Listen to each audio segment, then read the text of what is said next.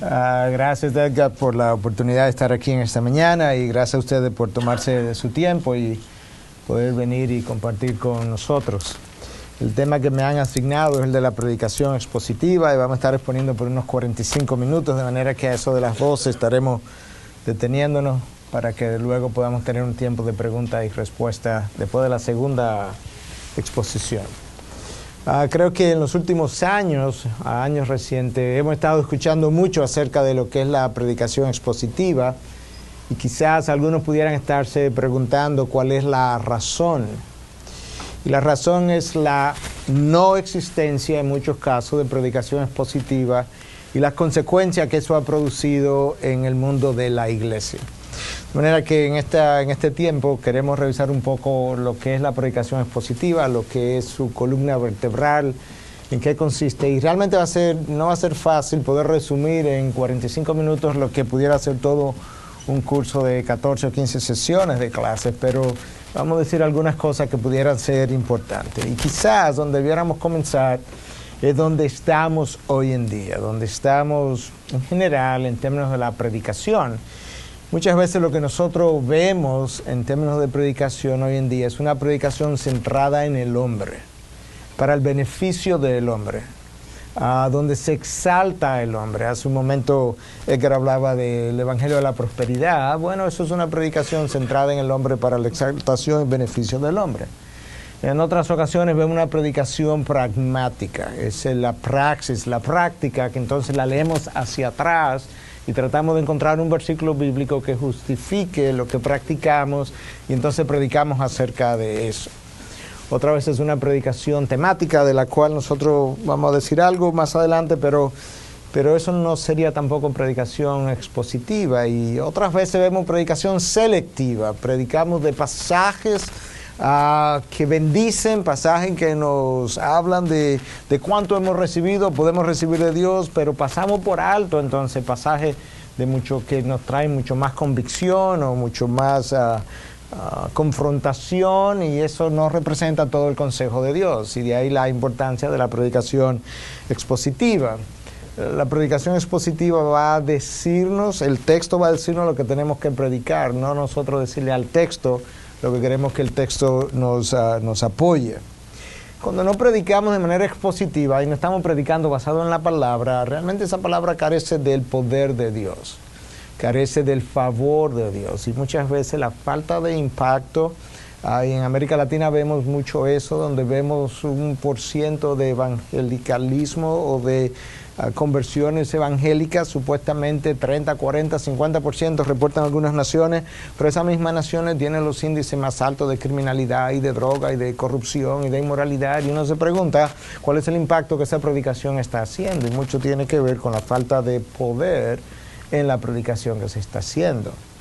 En una ocasión, un pastor muy conocido, cuyo nombre menciono en un momento, pero terminó de predicar a una audiencia anglo significativa de pastores, y uno de los pastores le preguntó al final que a qué él atribuía el éxito de su ministerio, y él dijo que a la predicación no adulterada de la palabra, y ese mismo pastor le dijo lo siguiente: give me a break.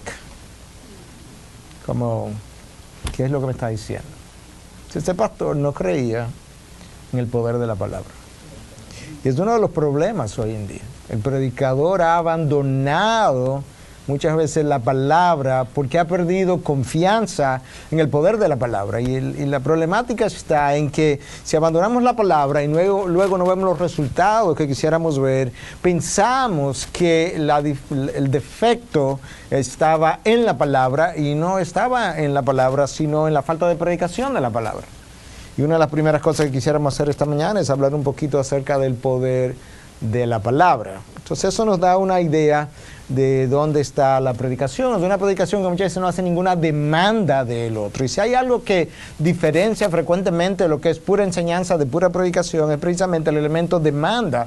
La predicación, cuando tú terminas, ha dejado, ya sea de manera tácita o de manera clara, una demanda sobre el que escuchó, y él tiene que tomar una decisión: o lo abrazo o lo dejo. La enseñanza no necesariamente hace eso. Yo te paso conocimiento que tú necesitas, pero no hay necesariamente una demanda al final de la predicación. La predicación es demandante o por Cristo o en contra de Cristo. El que está conmigo, el que no está conmigo, está contra mí. Entonces, lo primero que queremos hacer en esta mañana, al hablar de predicación positiva, es el poder de la palabra. ¿Dónde vemos eso? Tú abres la palabra de Dios y tan pronto tú abres la palabra de Dios, tú ves el poder de la palabra. No puedes pasar del primer capítulo del libro del Génesis sin ver el poder de la palabra. Dios habló y el mundo se formó, el universo entero. ¿Te imaginas? De la nada, ex nihilo, no hay nada, hay un vacío y Dios habla y hace que el vacío se mueva y produzca todo. Eso es extraordinario. Nosotros sabemos por las leyes de la termodinámica que de la nada nada sale, a menos que Dios hable y de ahí entonces todo sale. Dios reveló desde el principio el poder de su palabra. De manera que Dios no solamente creó ese mundo, en el principio Dios creó los cielos y la tierra, sino que la palabra nos habla de que el mundo creado es sustentado por la misma palabra, por la palabra de su poder. Eso es precisamente lo que el autor de Hebreos nos dice en el Nuevo Testamento, que todo lo creado, millones de galaxias, hoy en día no colapsan porque Dios las sigue sustentando por medio de la palabra de su poder. Es una palabra creadora, es una palabra sustentadora, es una palabra dadora de vida. Y tú lees entonces en Hebreos 1:3, eso que yo acabo de mencionar, tú lees en 11:13, por la fe entendemos que el universo fue preparado por la palabra de Dios. El universo fue preparado por la palabra hablada, de modo que lo que se ve no fue hecho de cosas visibles, no, porque no había nada, era un vacío lo que existía. De manera que lo que vemos fue preparado por la palabra y no fue hecho de una materia prima preexistente, sino de nada. Y eso nos habla un poco acerca del poder de la palabra. Salmo 33:6, por la palabra del Señor fueron hechos los cielos y todo su ejército por el aliento de su boca. De manera que la materia inanimada, inerte, y nosotros los seres vivientes, al fin y al cabo, hemos llegado a existir por la palabra de su poder y somos sustentados por la palabra. Si Dios pudiera desaparecer hoy en día, todo colapsaría con Él, por el poder de subsistencia que Él transmite con su existencia y por medio y a través de su palabra.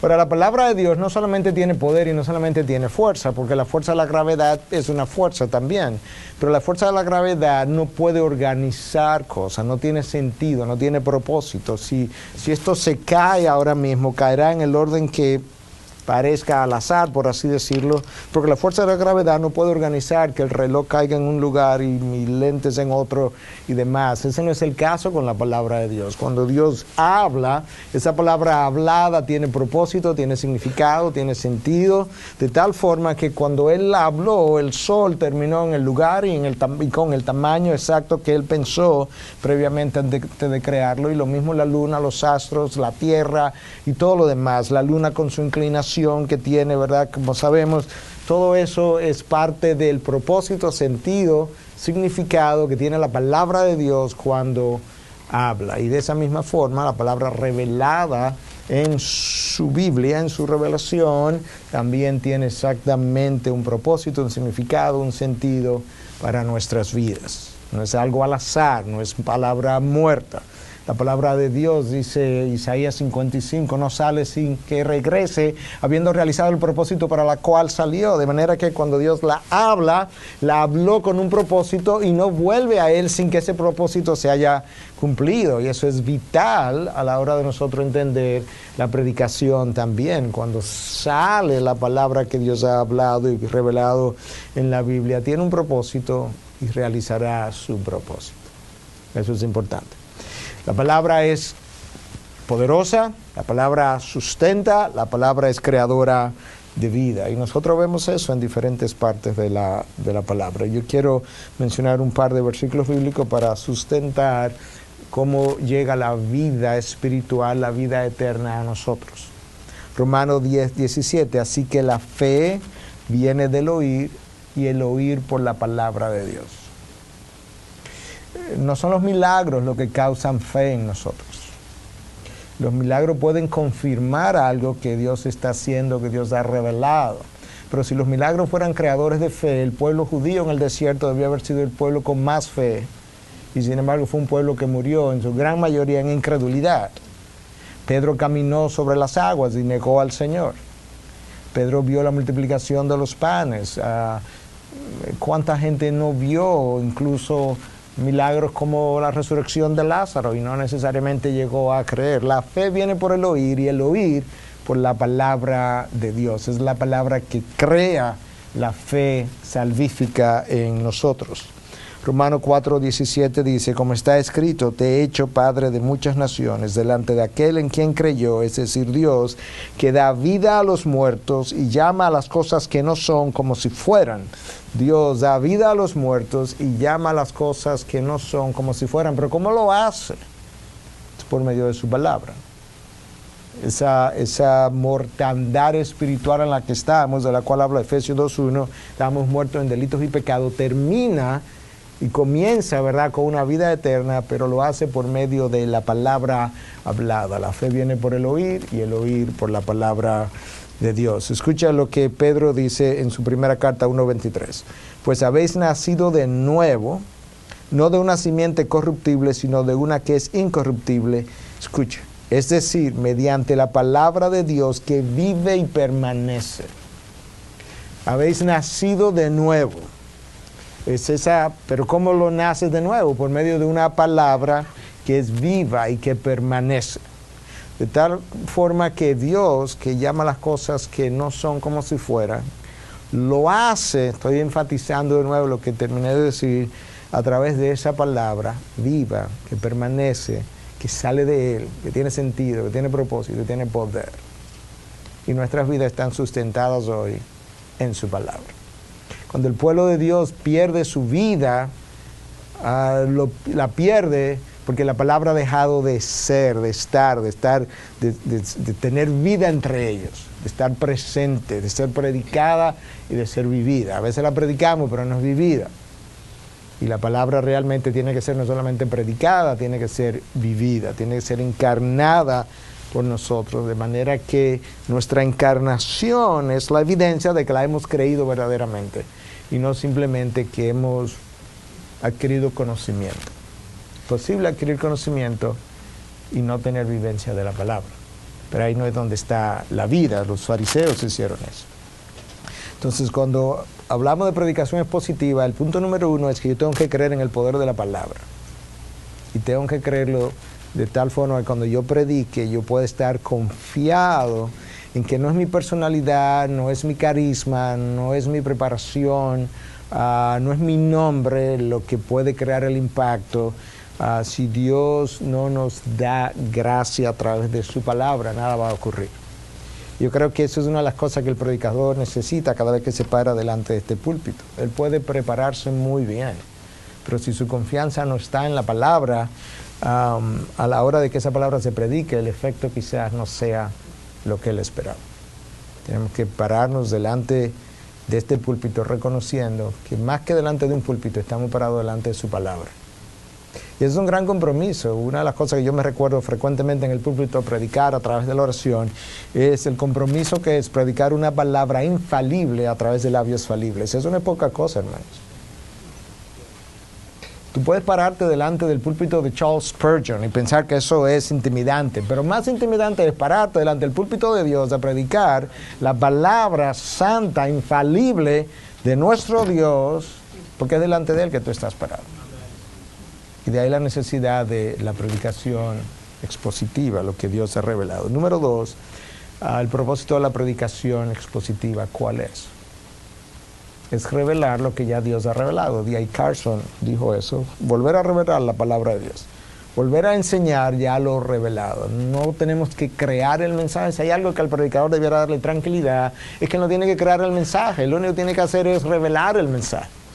Es como cuando existían las otras cámaras, ¿verdad?, de rollos. Yo comencé a tomar fotos, pero yo era muy mal fotógrafo y siempre me salían mal. Pero imagínate que mi preocupación sea no tomar las fotos, sino revelar lo que un buen fotógrafo hubiese ya hecho, yo creo que yo hubiese tenido mucho mayor confianza a la hora de esperar resultados, porque otro que sabía de eso tomó las fotos. Yo siempre esperaba malos resultados, y yo no sabía tomar fotos. En este caso, ya Dios tomó la foto, yo no necesito tomar la foto, yo lo que necesito es revelar lo que ya Él reveló. Poner de manifiesto, enseñar lo revelado. Escucha Nehemías 8:8. Y leyeron en el libro de la ley de Dios, traduciéndolo y dándole el sentido para que entendieran la lectura. La palabra ahí traducida como traduciéndolo pudiera quizá hasta mejor traducirla o ser traducida como explicando, dándole el sentido a aquello que ellos estaban leyendo. Y eso es lo que el predicador necesita hacer. Él necesita leer el mensaje de Dios y tratar de explicar lo que el Espíritu Santo inspiró en aquel momento, en ese contexto, para ese pueblo, y ver entonces cómo eso se aplica al pueblo de Dios hoy en día, sin variar el contenido de eso que fue expuesto. Entonces eso facilita, por así decirlo, la labor del predicador. Él tiene que enseñar algo que ya Dios reveló. Y eso es un punto clave en la enseñanza bíblica. Dios es un Dios de revelación. Él se reveló en la naturaleza, Él se reveló en su palabra, Él se reveló a través de la persona de Jesús. Nosotros no creamos nuevas enseñanzas, nuevas doctrinas. Si Dios nos hubiese revelado, nosotros no supiésemos nada acerca de Él. Lo que sabemos, lo sabemos porque Él se ha revelado. Y cómo se ha revelado, lo ha hecho de una manera que tú y yo lo podamos entender. John MacArthur, en uno de sus libros sobre predicación expositiva, dice lo siguiente: yo creo que esto es una buena manera de pensar acerca de nosotros, los predicadores. Su predicación debe ser la palabra de Dios y no la del predicador. Entonces él comienza a ilustrarlo. Él es un mensajero y no el mensaje.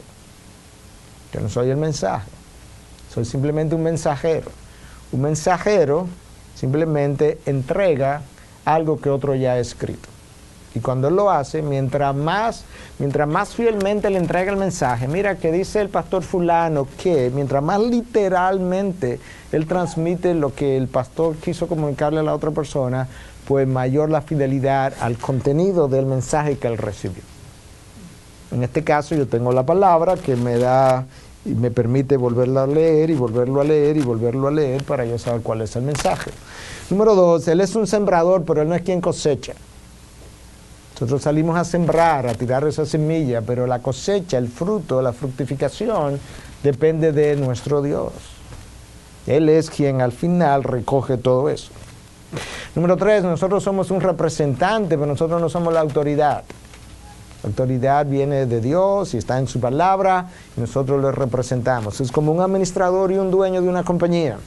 El administrador tiene que representar bien la autoridad del dueño, pero al final el dueño tiene la última palabra, porque él es la autoridad. Él es un administrador, pero no es el propietario. Yo creo que eso vuelve a darnos una misma idea. Esta es una buena idea. Él es un lector, es el lector de la palabra, pero él no es el autor. Yo no soy el autor del mensaje, yo no soy el autor de la revelación, yo simplemente soy un lector. Yo leo lo que ya Dios reveló y entonces yo tengo que comunicar eso, explicar eso y aplicar eso. Y eso es una buena manera de yo entender cómo yo debo predicar. Yo debo explicar, exponer, explicar, aplicar. Exponer, explicar, aplicar. Y finalmente, él es un mesero y no el cocinero. De tal forma que, idealmente, yo me imagino esto de vez en cuando voy a predicar, es que yo voy al trono de la gracia con su palabra y le pido a Dios que cocine su mensaje y entonces yo voy a venir a servirlo. Pero ese es mi rol. La palabra fue inspirada por Dios, por el mismo Espíritu que la inspiró, para hablar un poquito incluso de la labor del Espíritu Santo en la preparación del mensaje. Es el Espíritu que tiene que iluminar mi mente, iluminar el contenido de lo que Él mismo inspiró, de tal forma que yo pueda organizar el material, preparar el material de una manera que sea fiel al contenido y de una forma que sea efectiva para la audiencia que va a estar recibiendo. Y ahí está la labor del Espíritu Santo, que no es simplemente cuando nos paramos aquí, es durante todo el proceso de preparación también. Creo que este texto de Pablo nos da una idea de cuál es la labor del predicador, del evangelista a la hora de predicar la palabra. 2 Corintios 5:20.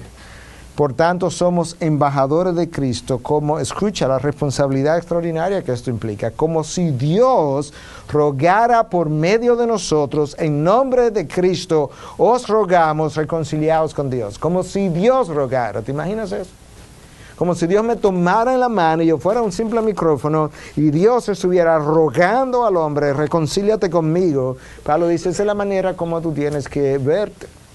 Piensa en un embajador. Ryan hablaba de la iglesia siendo la única embajada, ¿verdad?, con garantías eternas.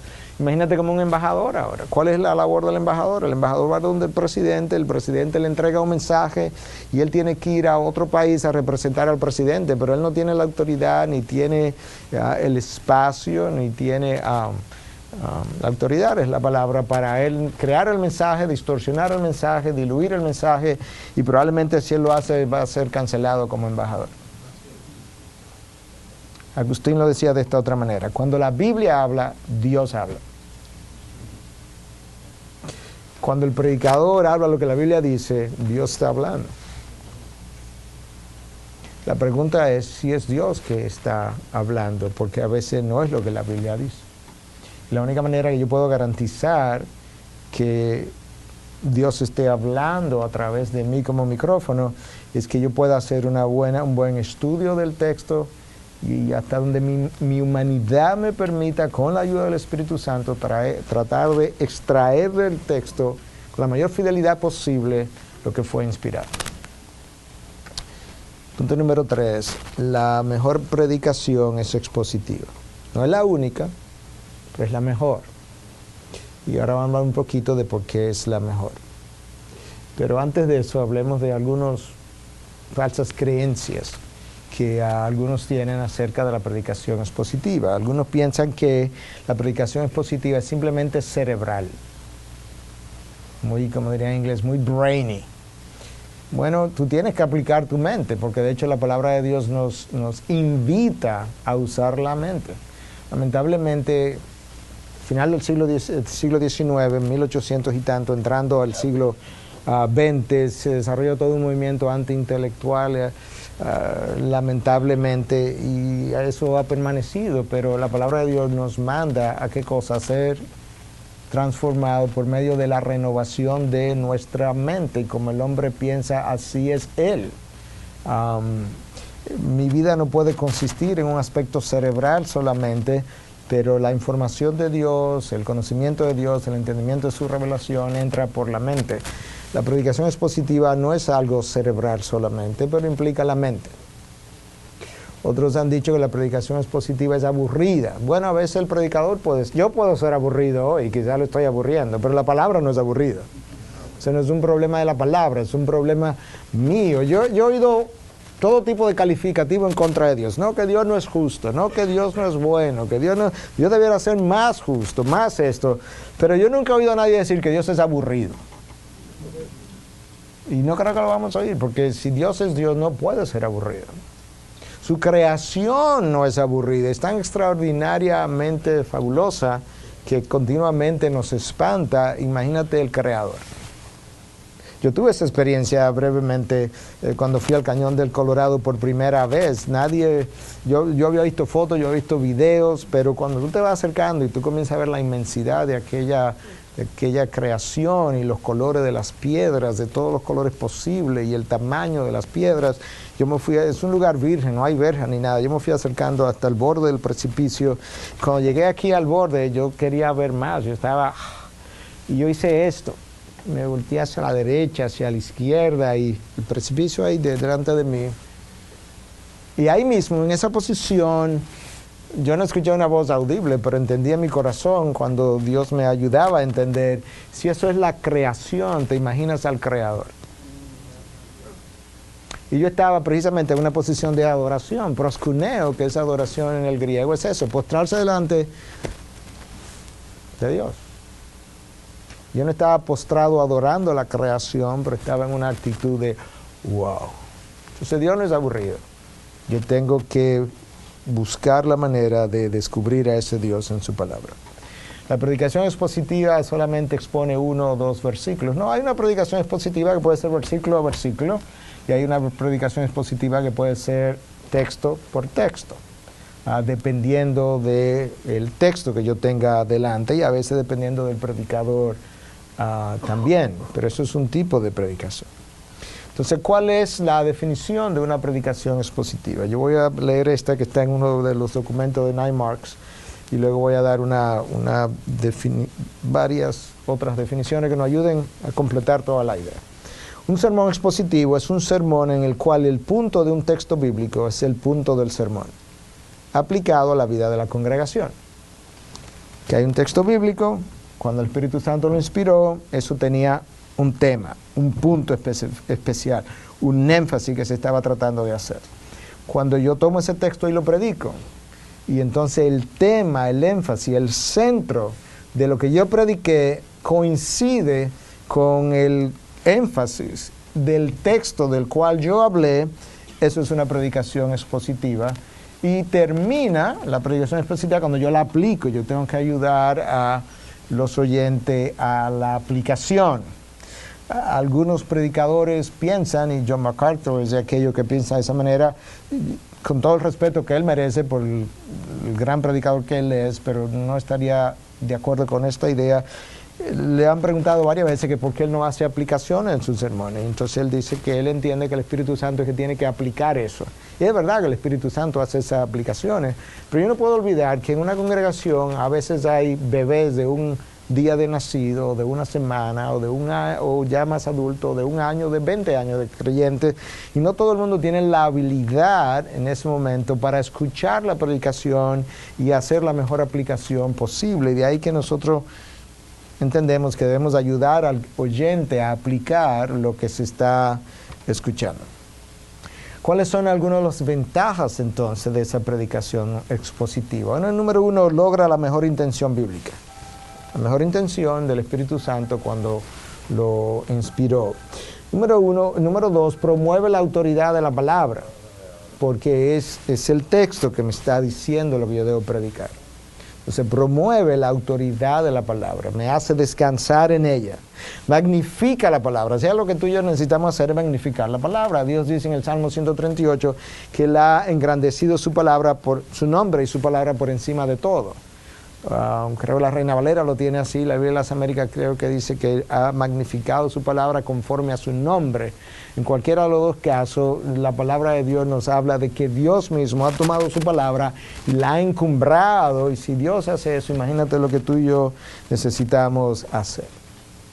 El sermón expositivo provee un almacén de material. Yo a veces me pregunto, no sé cómo los predicadores temáticos, si algunos de ustedes predican temáticamente, no lo estoy criticando en este momento, estoy diciendo un análisis que yo he hecho para mí mismo.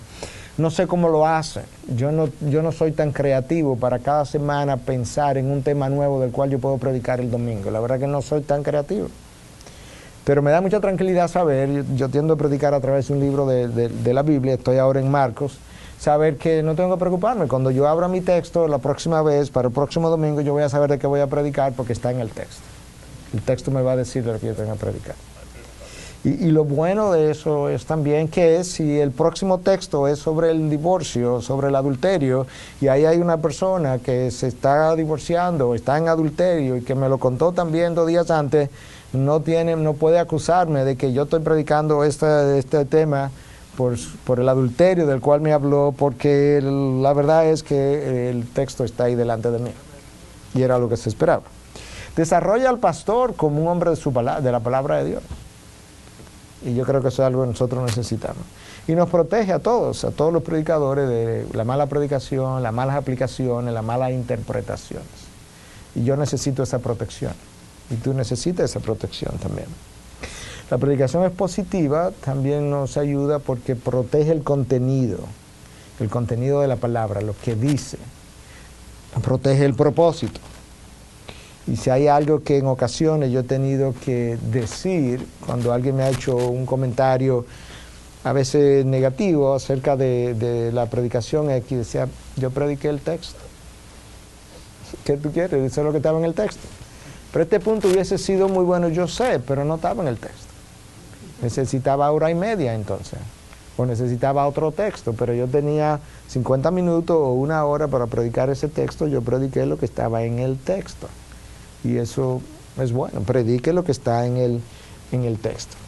Mira cómo Pedro lo ve en 1 Pedro 4:11. El que hable conforme a las palabras de Dios. Que representamos a Dios. El que hable conforme a las palabras de Dios. ¿Cómo lo hago? Hago una predicación expositiva, hago una exégesis del texto. Uno de los problemas con la predicación temática muchas veces, y eso puede ser cierto de cualquiera de nosotros, es que en vez de hacer una exégesis, hacemos una eisegesis. Nosotros traemos contenido al texto que no está ahí. ¿Por qué? Porque el texto no nos ha dicho a nosotros lo que queríamos decir, sino que nosotros le hemos dicho al texto.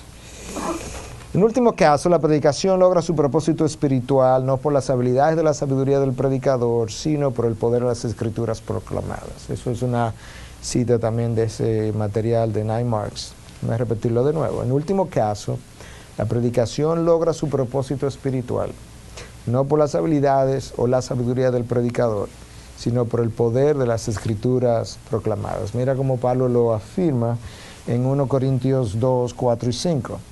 Y ni mi mensaje, ni mi predicación fueron con palabras persuasivas de sabiduría, sino con demostración del Espíritu y de poder, para que vuestra fe no descanse en la sabiduría de los hombres, sino en el poder de Dios. Si hay alguien que pudo haber hablado con palabras persuasivas, fue el hombre que fue al tercer cielo. ¿Te imaginas eso? El hombre que tuvo experiencia tan extraordinaria que para que no se enorgulleciera, Dios le dio un aguijón en la carne que lo abofeteara continuamente para que no se enalteciera de las revelaciones que le había recibido. Y ese hombre dice, cuando yo vine a vosotros, yo no vine con palabras persuasivas ni palabras de sabiduría, precisamente para que la fe vuestra de los corintios no se anclara en la sabiduría de los hombres, sino en el poder de Dios. Y ahí fue donde comenzamos. La palabra tiene poder. Queda anclada en el poder de Dios. Y lamentablemente, hoy en día muchas veces ese poder del predicador no está anclado en la palabra, sino en su despliegue, entiende él, de señales y prodigios. Mira cómo la palabra tiene poder. Hebreos 4:12. Porque la palabra de Dios es viva y eficaz. Y es más cortante que cualquier espada de dos filos, penetra hasta la división del alma y del espíritu, de las coyunturas y los tuétanos, y es poderosa para discernir los pensamientos y las intenciones del corazón. Lo interesante es que cuando te paras o te sientas frente a la palabra, a estudiarla para predicar expositivamente, esa palabra es poderosa para discernir las intenciones de mi corazón, el predicador. De manera que esa palabra no es solamente poderosa para discernir las intenciones y los pensamientos solamente de la audiencia que va a escuchar, sino de mi persona cuando estoy preparando el mensaje, de manera que el mensaje se convierta primero en un sermón para mí antes que para la congregación. Porque si el mensaje no ha podido producir convicción en mí, si no ha podido producir edificación en mí, entendimiento en mí, no ha podido producir excitement, excitación, estímulo, entusiasmo, gracias hermano por la traducción, no lo va a hacer en la congregación. Entonces esa palabra es poderosa tanto para el que va a escuchar la predicación como para el que va a predicar. Y entonces en la medida en que esa palabra cobra vida en mí, cobra importancia en mí, las otras experiencias de las cuales hemos oído tanto hoy en día, que sueños, que si visiones, comienzan a quedarse a un lado.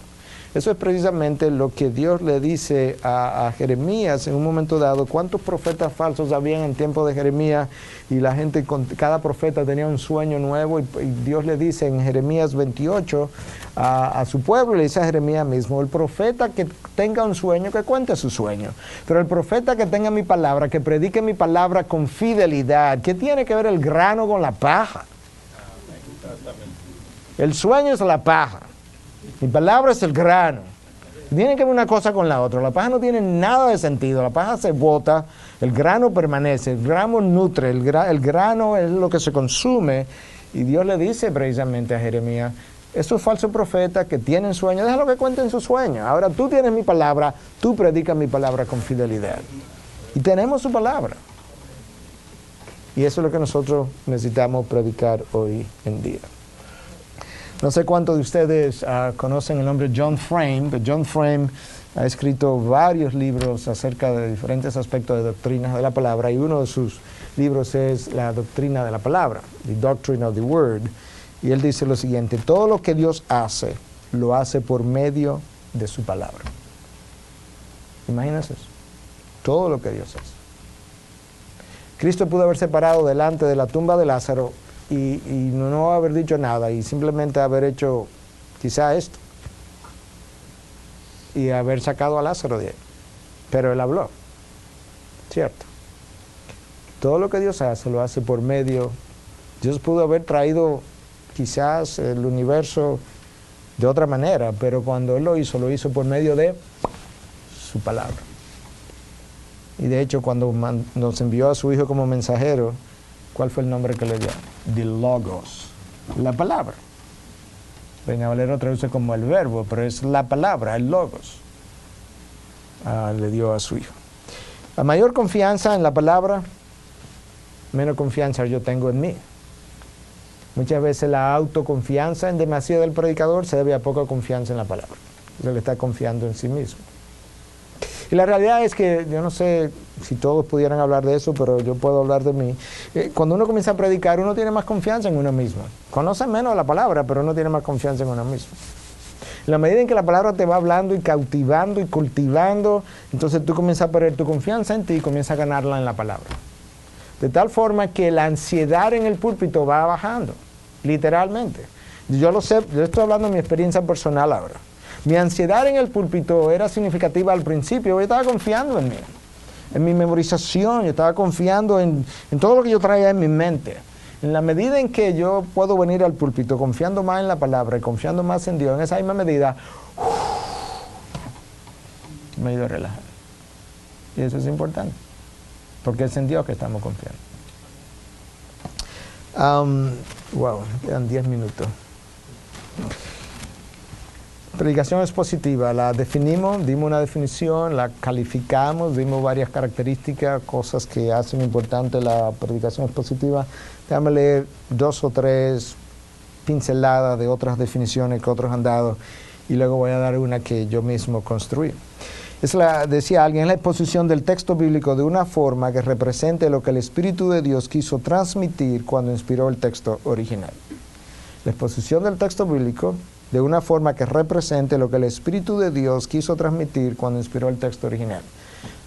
2 Pedro 1, 20 y 21. Pero ante todo saber esto, que ninguna profecía de la Escritura es asunto de interpretación personal, no es asunto de interpretación personal, pues ninguna profecía fue dada jamás por un acto de la voluntad humana, sino que hombres inspirados por el Espíritu Santo hablaron de parte de Dios.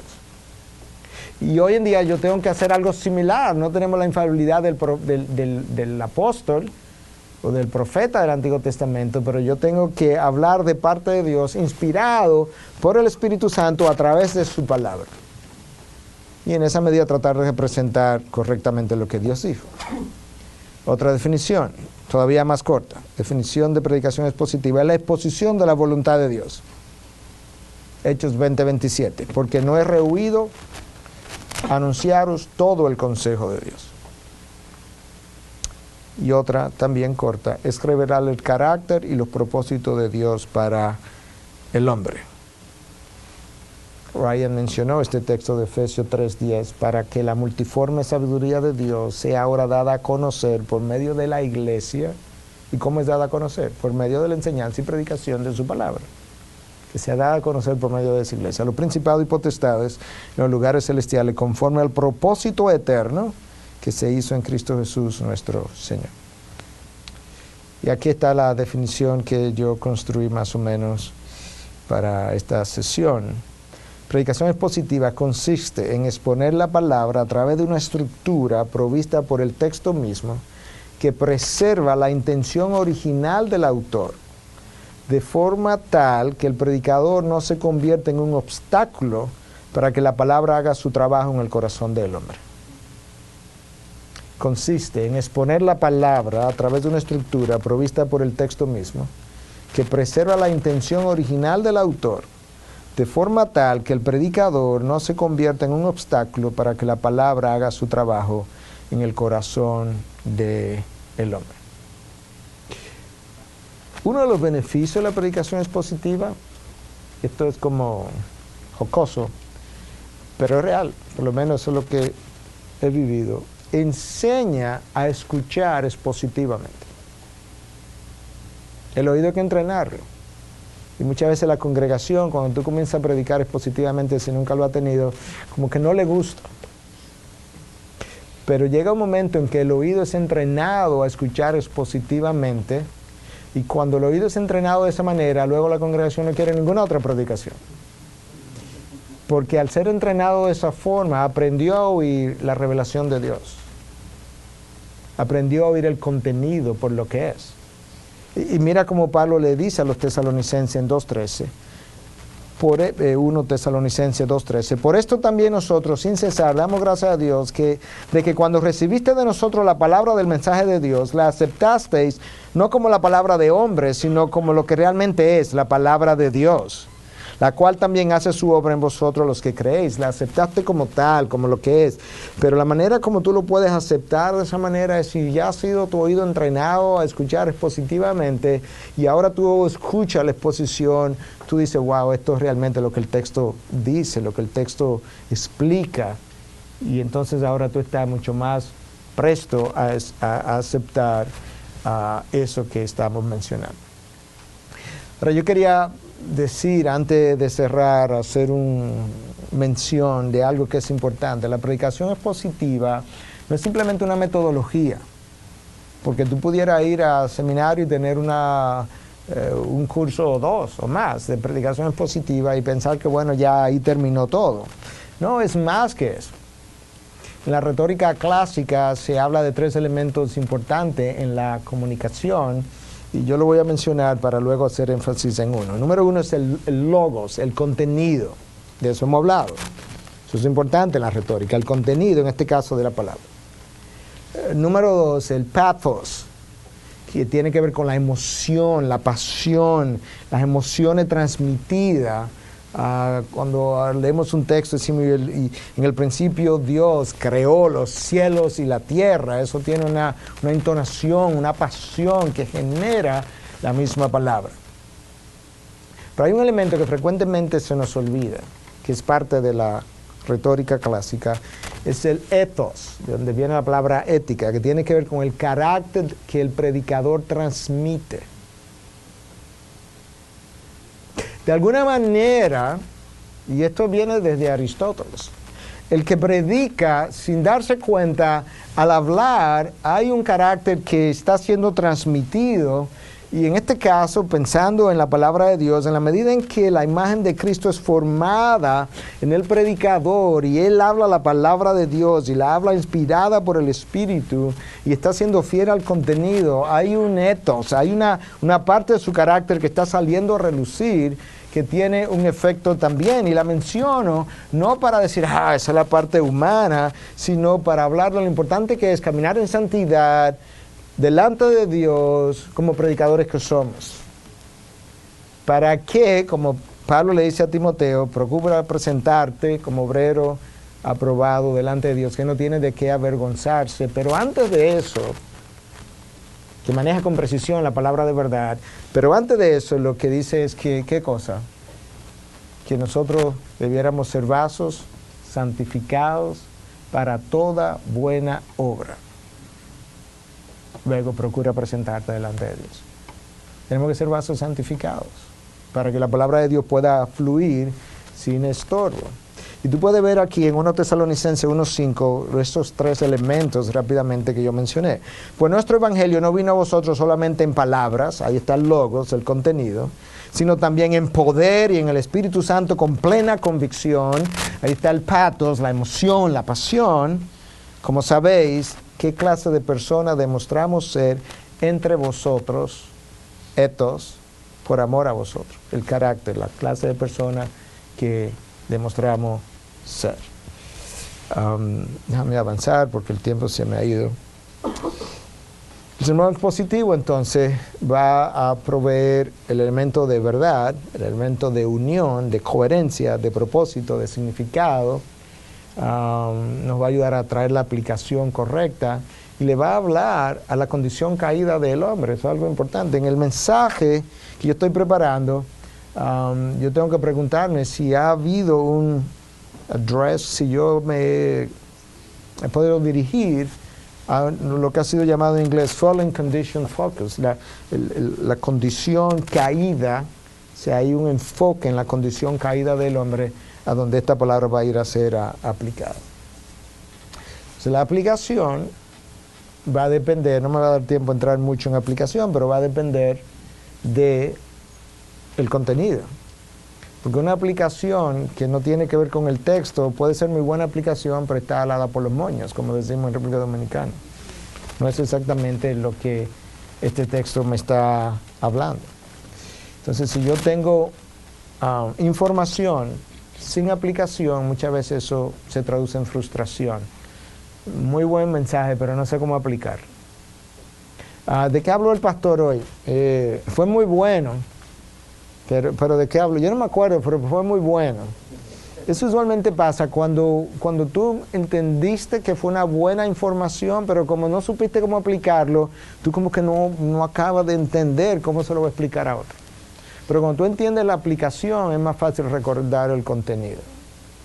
El pastor habló de esto y eso a mí me produjo convicción acerca de esto.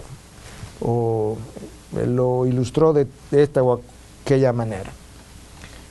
La predicación temática es la que tú tienes un tema de antemano y viene a la palabra a buscar los textos que te puedan apoyar. Pero muchas veces yo vengo ya con la comida precocida y lo que ando buscando es el apoyo. Y si yo hago eso, yo puedo poner la Biblia y hablar de cualquier cosa. Yo tengo un problema con un hermano mío de sangre o con mi mamá, o con mi papá, y yo quiero poner la Biblia a hablar acerca de eso. Hermano, mire, la palabra dice incluso que hay que odiar padre y madre si hay que seguir a Jesucristo. Yo puedo poner la Biblia a hablar de lo que sea, si yo tengo la intención anterior al contenido. Usted lo puede encontrar, va a haber pasaje. Usted lo va a sacar de contexto, va a predicar un texto y va a terminar con un pretexto. Wow. Yo tengo que hablar de algo sumamente importante, punto número 4, y lo que voy a hacer es que le prometo que en mi próxima charla lo voy a traer de nuevo, porque encaja perfectamente. Tiene que ver con el hecho de que la predicación expositiva siempre se centra en el Evangelio. El Evangelio es el eje sobre el cual gira toda la Biblia. El Antiguo Testamento apuntaba hacia Jesucristo, el Nuevo Testamento gira alrededor de Jesucristo, de manera que Cristo es la pieza central. Y un texto importante para ir resumiendo eso, pero le prometo traerlo de nuevo, Lucas 24, 23 al 26. Y él lo tomó y comió delante de ellos y les dijo, esto es lo que yo os decía cuando todavía estaba con vosotros, que era necesario que se cumpliera todo lo que sobre mí estaba escrito en la ley de Moisés, en los profetas y en los salmos. Entonces les abrió la mente para que se cumplieran las escrituras y les dijo, así está descrito, que el Cristo padeciera y resucitara de entre los muertos al tercer día. De manera que Cristo les habló al final de que era importante, era vital que se cumpliera todo lo que sobre Él había sido ya revelado en las 3 grandes secciones del Antiguo Testamento, en la manera como el Antiguo Testamento hebreo estaba dividido. La ley, el Pentateuco, los primeros 5 libros de Moisés. A los profetas y salmos, que realmente es una sección que se llamaba los escritos, pero el primer libro de los escritos y el más amplio eran los salmos. Entonces Cristo dice, todo el Antiguo Testamento en sus 3 secciones apuntaba acerca de mí. La Biblia tiene 66 libros, pero no son 66 historias. Es una historia, la historia de la redención del hombre. Dios caminando con su pueblo y redimiendo a su pueblo. Y los 66 libros hablan de la obra redentora de Dios. Pero el Redentor es Jesucristo. Lo que implica entonces que cada libro de la Biblia, de una u otra manera, tiene relación estrecha con el Redentor. Y yo necesito encontrar entonces a ese Redentor y su historia redentora, el Evangelio en la Biblia. Y su sermón debe tener presente eso. Cada pasaje o evento de la Biblia tiene un lugar en la historia redentora. Y el Redentor es Cristo. Entonces tiene un lugar en la persona de Jesús. El Antiguo Testamento está lleno de tipologías. Tú encuentras a José, que es vendido por sus hermanos, que termina en la cárcel. Usted conoce la historia de José, y por medio de José el pueblo judío es salvado.